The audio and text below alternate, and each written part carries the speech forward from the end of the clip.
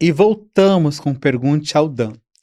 E vamos falar sobre bullying, cyberbullying aqui, né, gente? Tema muito sério. Primeira pergunta: o que diferencia o bullying do cyberbullying no contexto educacional?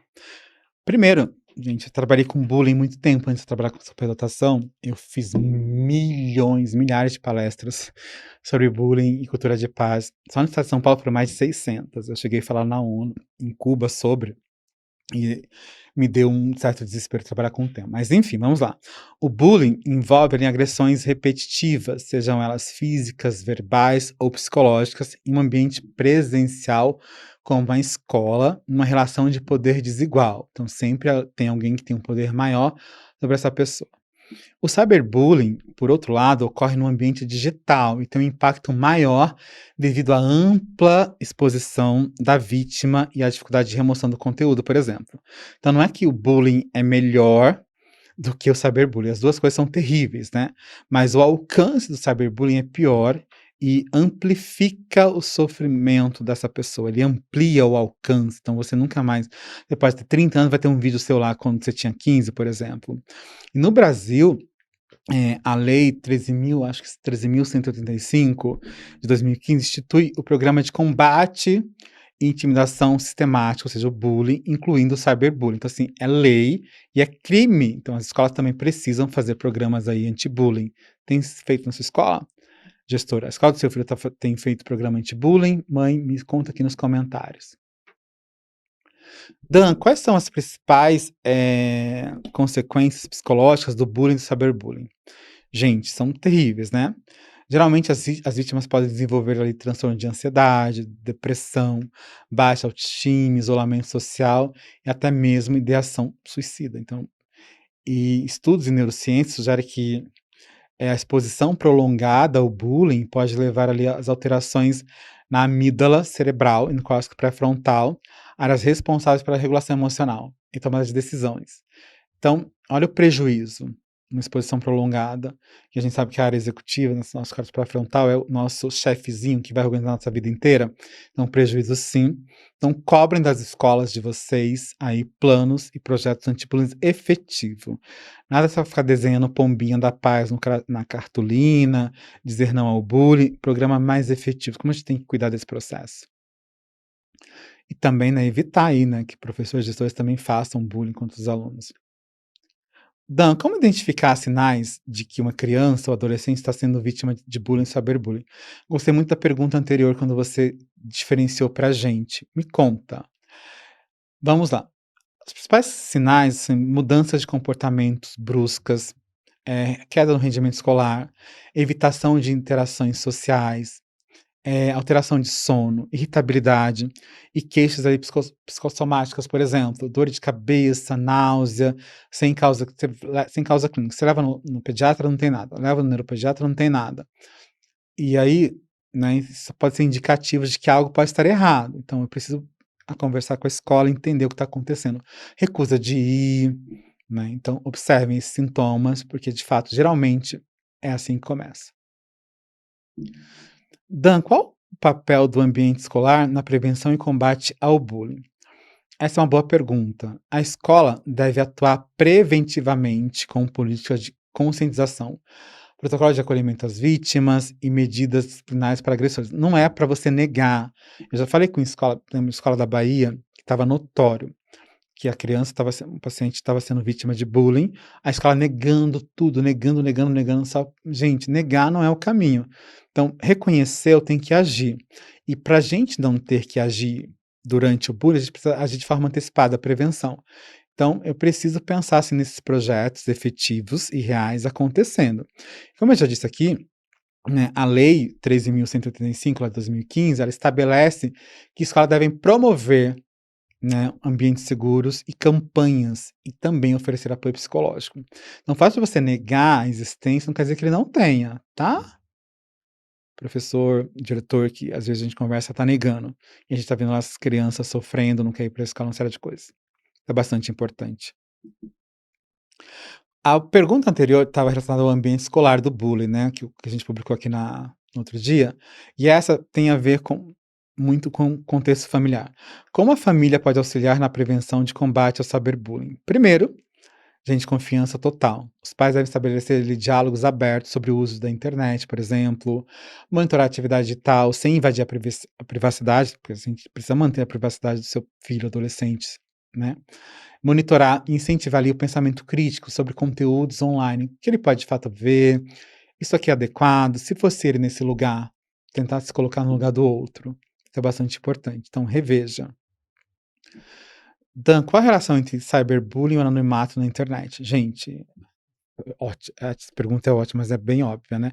É assim, o anonimato ele facilita comportamentos agressivos, reduzindo ali a inibição social e favorecendo a chamada desindividualização. Ou seja, esse é um fenômeno descrito lá nos anos 70, onde as pessoas agem de forma mais impulsiva ao se sentirem menos identificadas. Mas a gente sabe que não é tão fácil assim, né? Porque assim, sabemos que a gente pode identificar ali o número do computador de onde veio. Então, às vezes, você cria perfis falsos para atacar os outros, não façam isso, tá? Pode dar uma sensação falsa de segurança também, e depois você acordar aí amanhã com alguém aí da PF na sua casa batendo bonitinho ali, né? Então, faz isso não, tá bom?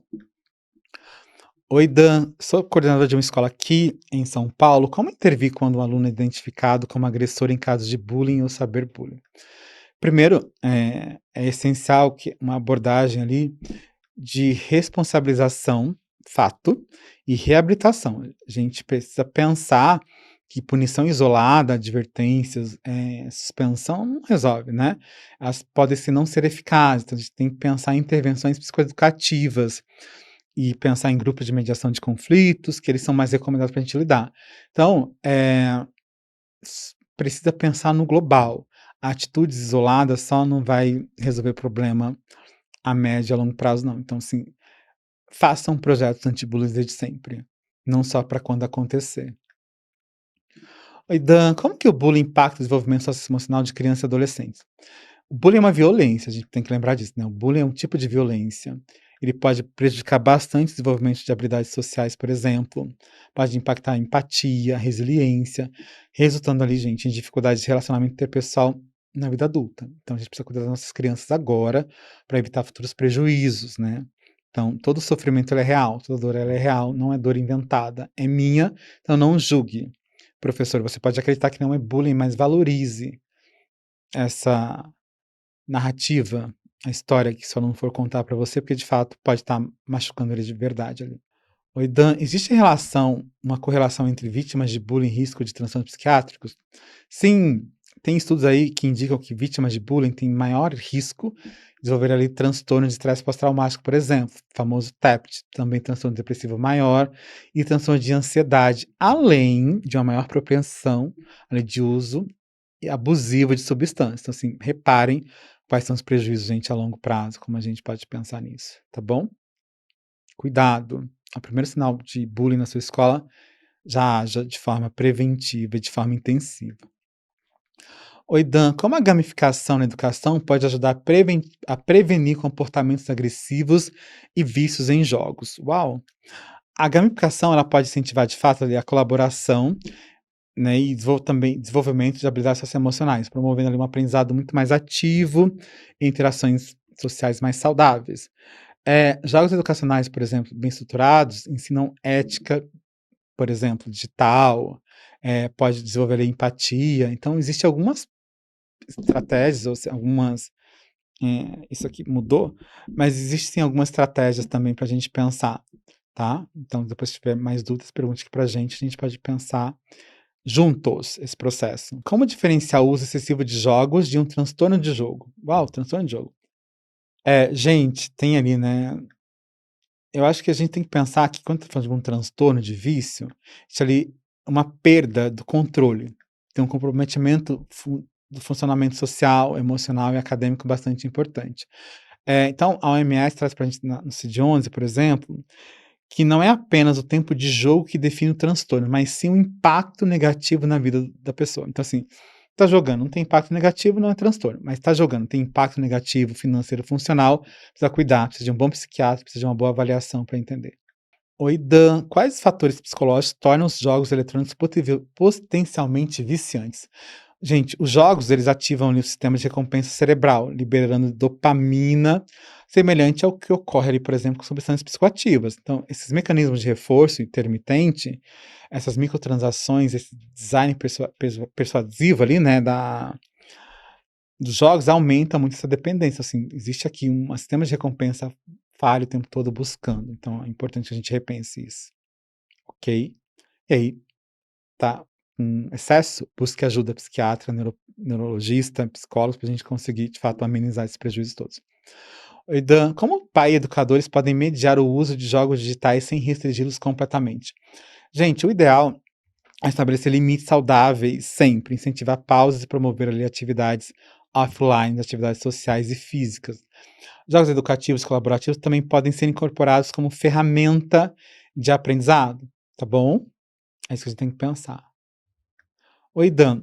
A relação entre jogos violentos e comportamento agressivo, pessoal, pesquisas indicam que para a maioria dos jogadores, jogos violentos não levam à agressão direta, mas podem dessensibilizar indivíduos à violência. Então, contudo, crianças com predisposição ali à agressividade podem ter maior risco de desenvolver, sim, comportamentos problemáticos, mas não é uma regra.